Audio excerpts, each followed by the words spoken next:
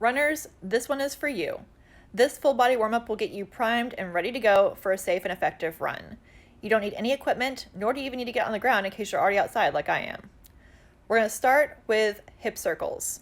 You're going to bend one knee 90 degrees and slowly and with control circle the hip backward.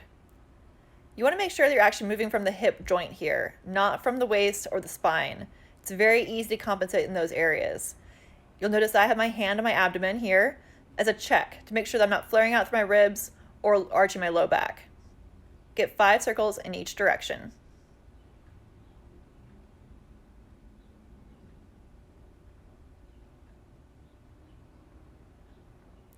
Then we're going to move into dynamic leg swings. Flex your foot and kick dynamically front and back 5 times. Again, make sure you're working from the hip. Higher is not better in this case. I often see people kicking too high and they're actually moving from their spine and not the hip. Now we're going to go side to side. Again, keep the foot flexed, move from the hip, 5 in each direction. We're going to switch sides now. Don't be surprised when it comes to things you have to do on both sides if one side feels much different than the other. That is totally fine. Again, getting 5 circles in each direction, really paying attention to where it feels challenging, how much range of motion you have, where, it might feel a little bit sticky, things like that. Also, I'm going a little bit fast here for the sake of time. If you can, slow it down. The slower, the better in this case.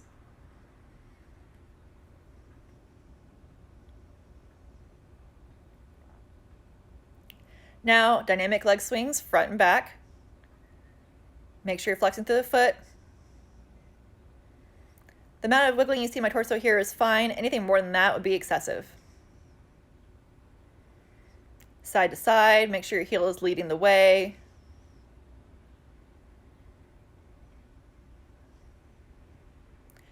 You're welcome to hold on to a post or a tree for support like I'm doing here. Now we're going to do hip circles.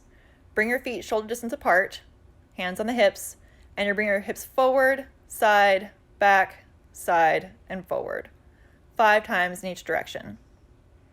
Again, try to notice if there's anywhere where your hips are having trouble opening up all the way, or if they kind of want to cut off the circle. That's usually where we need the most work.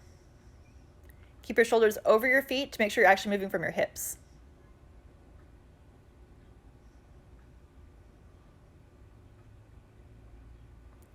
Now we're going to bring your feet together, knees together, hands above the knees in a sorority squat, and you're going to roll through both the knees and the ankles. Keep your awareness on your feet here. Very often the feet want to roll with you. Keep them planted, especially the insides and the heel. 5 in each direction.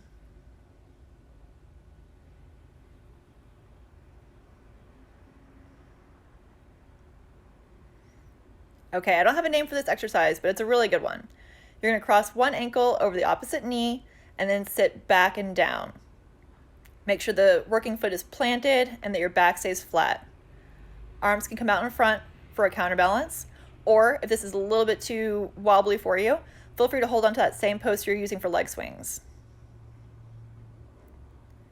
You should feel this in the side of the hip, a bit in the glute, and in the hamstrings.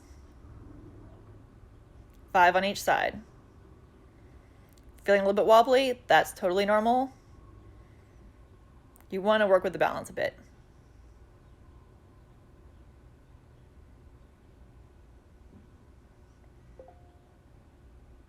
Make sure those hips are going back and then down. Spine is straight.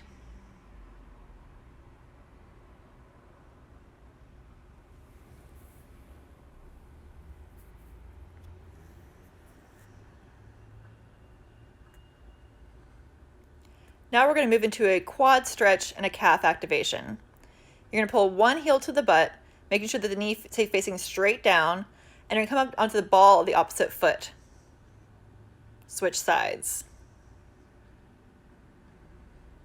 Again, you're stretching the quad here by pulling the heel to the butt, and by coming up onto the ball of the opposite foot, you're activating that calf. 5 on each side.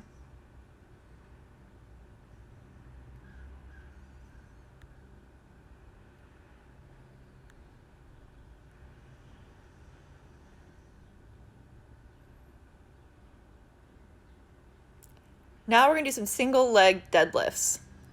If these are challenging for you, no worries. I'll provide a modification in just 1 second. You're going to hinge from the hip, back should stay flat.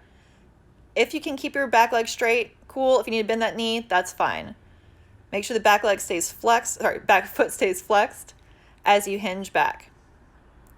If you find that too wobbly, no worries. We're going to do a kickstand variation like you see here.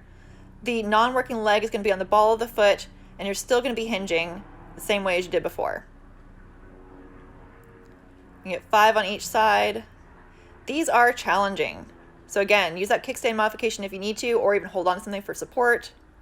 Make sure you're hinging from the hip. You should feel the hamstring stretch as you go down, and feel the glute squeeze to stand back up.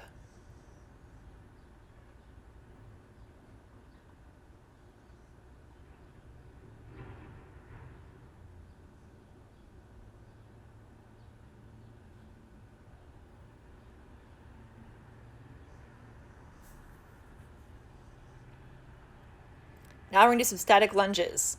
Get into a lunge stance, bring the knee all the way to the ground with control, and then back up. Hands can be behind the head as you see here, or on your hips, whatever's more comfortable for you. 5 on each side. Full range of motion here, all the way down, all the way up. Curtsy lunges. Plant 1 foot below your hip, and then you lunge back into the side with the other one. Kind of notice I wobbled a little bit there, that's normal. Again, knee goes to the ground, but with control. Drive up through the front heel to stand back up.